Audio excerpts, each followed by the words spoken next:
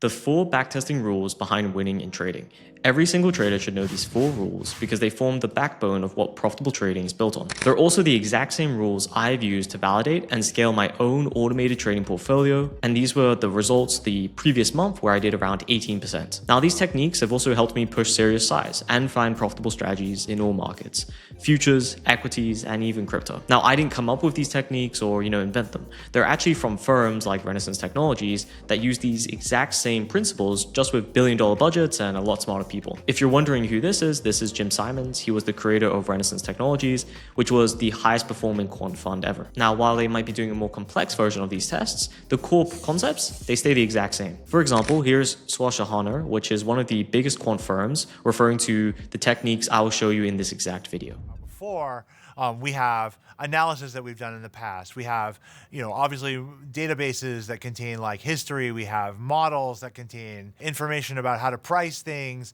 We maybe tweak parameters and see how our models react to the tweaking of those parameters. Now, as you heard him mention in that clip, they do something called parameter sensitivity. It's the same thing I do, and let me explain it for you. This test shows how small changes in your parameter values affect performance. So for example, let's say we're testing a moving average strategy and we change the period length from 20 to 22, and this completely kills your returns. Let's say previously it was showing 20% returns, and now you've done 22 and it's showing minus 10%. This most likely is showing that you're overfit, and if you had put that strategy live, it would have lost money and it wouldn't have worked live. Robust strategies show smooth performance across parameter ranges, not complete cliff edges.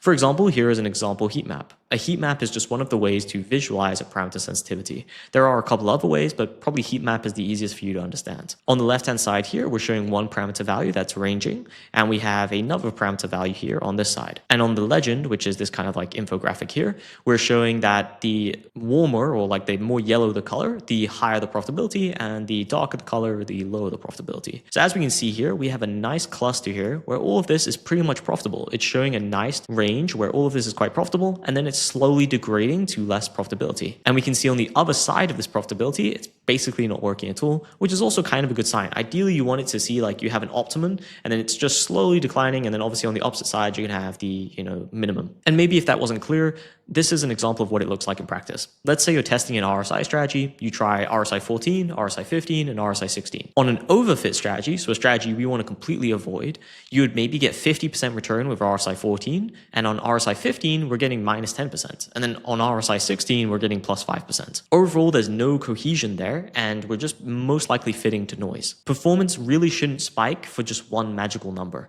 A robust strategy, though, would look like RSI 12 is plus 18%, RSI 14 is maybe 22%, RSI 16 is 20%, and RSI 18 is 17%. As we can see, they don't all have the exact same value. We're not looking for that, but we're looking for them to be in a similar sort of range. Now, why does this matter? Well, because markets change, and your perfect parameter today won't be perfect tomorrow.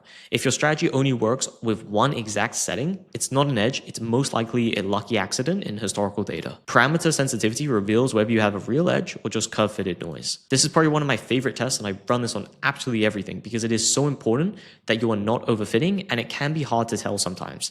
So if you have this test, it's a pretty good way to at least cover your bases for most things. Now, you might be hearing I'm saying one word quite a lot, overfit. Before we continue, you need to understand what overfitting exactly is. It's when your strategy memorizes noise instead of learning real patterns or finding a real edge or alpha in the historical data. It's like creating a unique rule for every single day in your backtest. It's going to work perfectly historically, but it's going to fail completely when live. It's also, some people compare it to like memorizing the answers to an exam and then taking the exam. You're not going to actually know the subject, you just know the answers to that one exam. Now that's why these 4 techniques matter so much. They separate real edges from statistical noise. So if you can understand and implement these techniques, you have a higher likelihood of creating profitable strategies and actually being able to find them. Now, the next technique is walk forward optimization. This is where most backtests lie to you. Walk forward splits your data into training data and testing periods.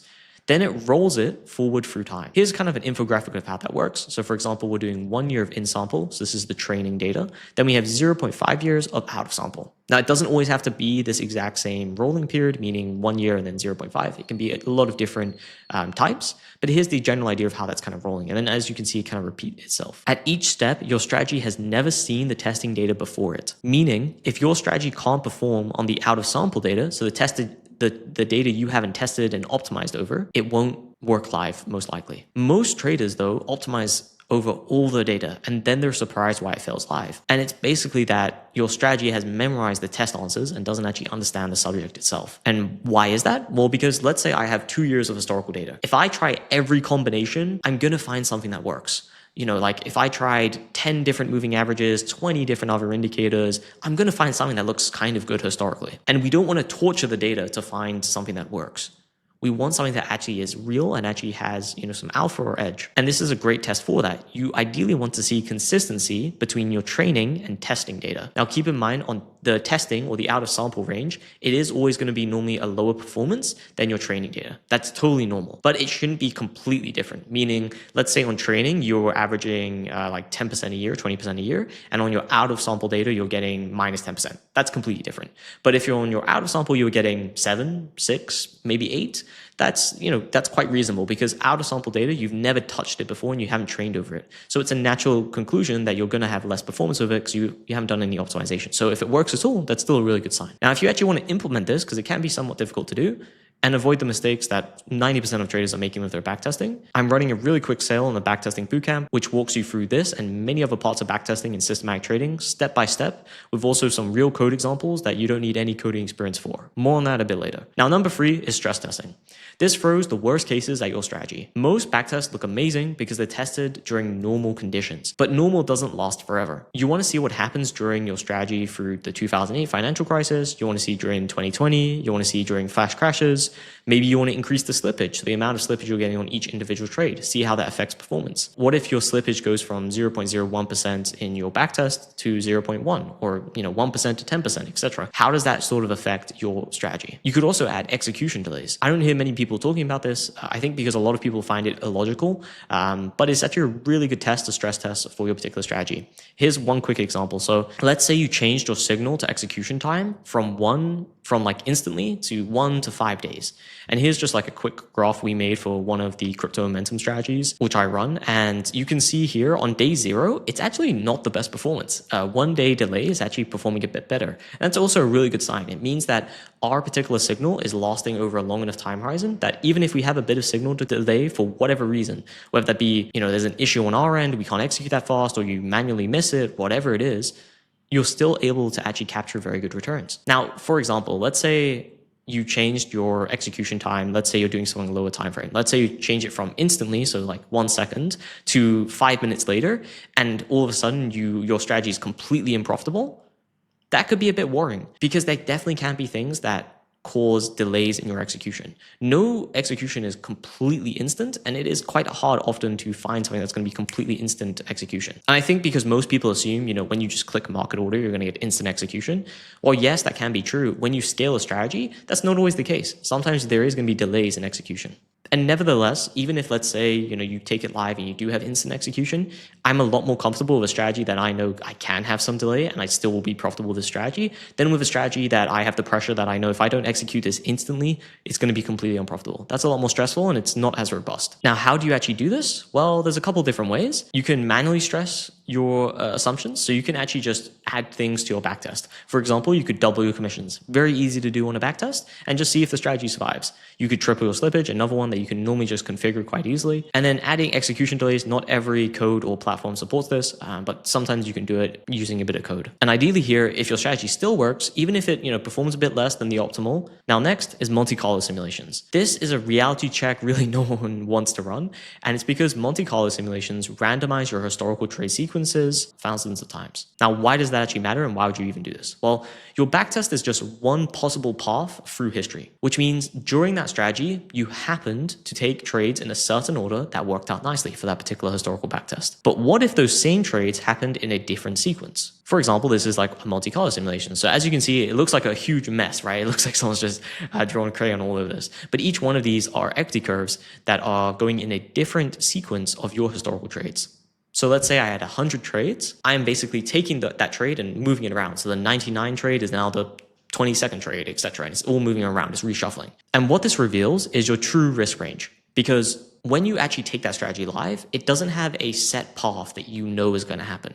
Any sequencing could happen, and you want to see, well, how would this sequencing affect this particular strategy? And this will often show you that there's a nice wide range of risk tolerances. As you can see here, like one of the equity curves drew down a lot more than all the rest. Now, while yes, it would be unlucky if that happened to you live, it's still something that can totally happen. So you want to have realistic expectations for that of what you could maybe experience live. And then probably the most important part of this is survivability. Can you psychologically handle the worst case scenario, and can your actual account and position sizing methods survive it? For example, if this one, right, we had a lot of averages of XE2 curves going up, but then, like 10 are going just straight down, I would be quite worried, because then that probably shows me that I'm sizing way too aggressively on this particular strategy. Because if I have an unlucky sequence and everything just dies, I don't really want that live. So I maybe want to, half or reduce my position sizes or do something else. Now, if you want to implement this for yourself, I can explain these concepts in a video, but actually implementing them, that's where most traders get stuck, at least from my experience. That's why I created the Backtest Bootcamp.